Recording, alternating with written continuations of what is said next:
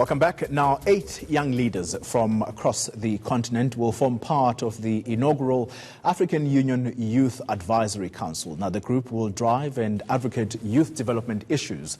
Among those selected is South Africa's Dr. Shakira Choonara. She's been part of the global platform, like, for example, One Young World, Emerging Voices for Global Health, and most recently, she was an Obama Foundation leader, and she joins me in studio now, already very decorated. Thank you very much, Dr. Choonara, for making the time. So talk to me about this African Union Youth Advisory Council. It's a new structure. You're going to be championing youth development issues. What exactly are we talking? So it's a pretty new structure. The AU has a youth division specifically, and they tried to create an AU youth envoy, similar to the United Nations youth envoy. The council is there to represent the different regions of the continent. I'll be specifically representing Eastern and Southern Africa, so I'm quite excited for that. The role is very new. We're still working out, what are the nuts and bolts, I suppose, what will really be the 2 years that will be appointed for. For me personally, I'm going in there with 3 main sort of ideas or agenda items.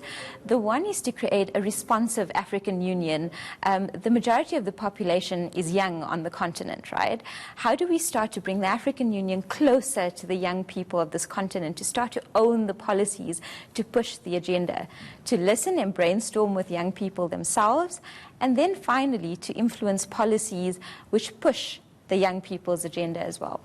It's so important what you said at the beginning, one of the key points, a responsive African Union. And often you see issues, whether it be elections coming up, there's usually lots of violence that precedes that and even post the elections. I mean, just now we're talking about the Democratic Republic of Congo, which is expected to hold elections on the 23rd of this month, and already there's pre-election violence, and we know that country has been in the throes of civil war for a long time. Issues there, for example, something close to your heart is health, and there has been issues around sex or the violence, sexual violence being used as a weapon of war. Are these some of the issues that you're possibly going to be advocating? Absolutely. When we think of young people, we tend to group them in one box and say everyone has the same issues, whether it's East or West Africa, etc. We do have some cross-cutting and important issues. In those settings, particularly the difficult contexts we operate in, where there's sexual violence, where there's early child marriages, where there's female genital mutilation. So our differences in terms of context and regions are there, but certainly we need to hit these issues with the nail on the head, because our young people are suffering as well. And who exactly then do you push your recommendations to? Is it the African Union Commission, which I understand your structure is placed under? And what do you hope that particular grouping of leaders is going to do with the kinds of issues that you put on their table? Because, as you say, responsive African Union, but also a listening African Union. So we within the Commission, you spot on with that one, we report directly to the chairperson. But what I also see this is being a very historic appointment, right? We're sitting on the brink of history. Africa's got the most youthful population at the moment, right? And yes, sometimes we'll be given the spaces, sometimes we'll be given the platforms. We're only given 2 years. But the question I'm challenging myself to say is, in that 2 years, what can we push? And we can't push it alone. We need the support of the constituency to do that as well. 2 years. So you're given 2 years to come up with whatever issues that your advisory council is going to come up with. And so you then take whatever it is, whatever the recommendations or issues that you've identified, you take them to the African Union Commission, and then what else happens after the 2 years? Does the advisory council get disintegrated? What exactly happens? Well, one, we're hoping to make this a permanent institutionalized structure for years and generations to come. That will, of course, be our priority to live on beyond us as well, to begin to leave a legacy. But secondly, you're not just working in trying to identify the issues. We know the issues, right? The AU has phenomenal policies, actually, that we don't know about, as young people. How do we start to get our young people to understand them? How do we bring it closer to home? How do we push the agenda? And more importantly, you don't look at the union and how you're pushing things there. What you're doing is you're pushing things at a member state level and you're pushing things at a regional level. So for us, it's SADC, and how do we start to revitalize and revive that as well? And one of the major issues being a youthful continent, if I could put it that way, is the issue of jobs. Young people do not have jobs, and young people are getting more and more qualified, but are sitting at home with their degrees. Then there's this whole issue as well of the fourth industrial revolution. If you guys put your minds to that, and I know it's still early days, but are those one of the issues that you're definitely going to be championing?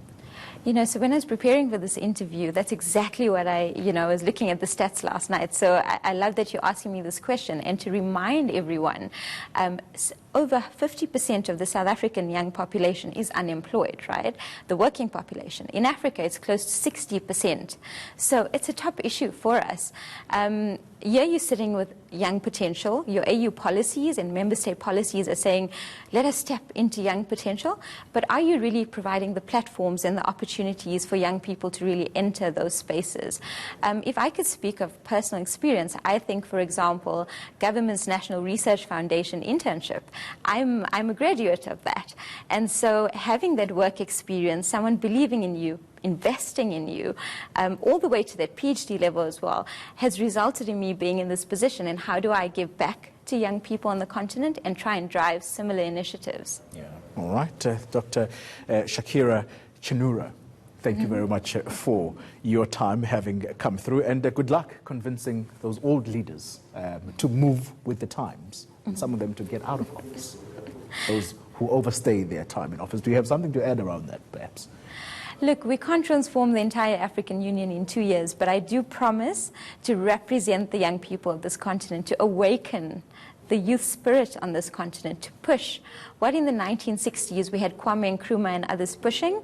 How do we push that unified vision and deal with issues in the DRC or Congo or anywhere else for that matter? Yeah, yeah. And the issue of violence around elections. I mean, we in 2018, for crying out loud, how do we resolve that issue, do you think? I know we're supposed to be rapping, but these are the issues that are currently grappling, or that this continent is grappling with at the moment. You have leaders who overstay their time in office. For example, in the DRC, you already have someone who has been now a caretaker leader because of the conditions that he set in motion in the first place. His term was long over.